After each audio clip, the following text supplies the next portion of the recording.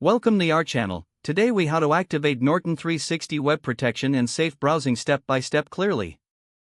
To activate Norton 360 web protection and safe browsing, start by launching the Norton 360 application on your device. Once the application is open, locate and click on the Settings option in the main interface. In the Settings menu, find the Web section. Under the Web section, select Web Protection. You will see an option labeled Turn on Safe Browsing. Click the toggle. Next, confirm that the Vulnerability Protection feature is also enabled. Return to the main Settings menu and look for the Firewall section. Make sure the firewall is turned on to enhance your overall security. Now, navigate back to the main dashboard of Norton 360. You can check the status of your web protection by looking for alerts or notifications on the dashboard. If there are no alerts, your Norton 360 web protection and safe browsing features are now activated successfully. Finally, close the application and restart your web browser to ensure the new settings take effect. If the page does not load, refresh the browser or try again in a private or incognito window.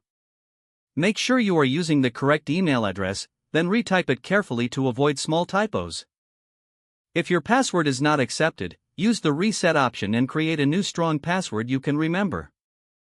Check your spam folder for verification or security emails, then complete any requested confirmation steps. Enable two-factor authentication if available to improve account security and reduce unauthorized access risk. After signing in, review your profile details so your contact information and settings are accurate and current. If you see an error message, note it down and try again after restarting your device and internet connection. Log out when you finish, especially on shared devices, to keep your account and payment information secure. If the page does not load, refresh the browser or try again in a private or incognito window. Make sure you are using the correct email address, then retype it carefully to avoid small typos. If your password is not accepted, use the reset option and create a new strong password you can remember.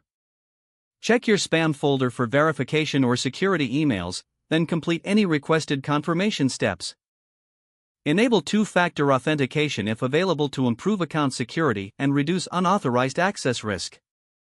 After signing in, review your profile details so your contact information and settings are accurate and current. If you see an error message, note it down and try again after restarting your device and internet connection. Log out when you finish, especially on shared devices, to keep your account and payment information secure. If the page does not load, refresh the browser or try again in a private or incognito window. Don't forget to like this video and subscribe to our channel for more step-by-step tech guides.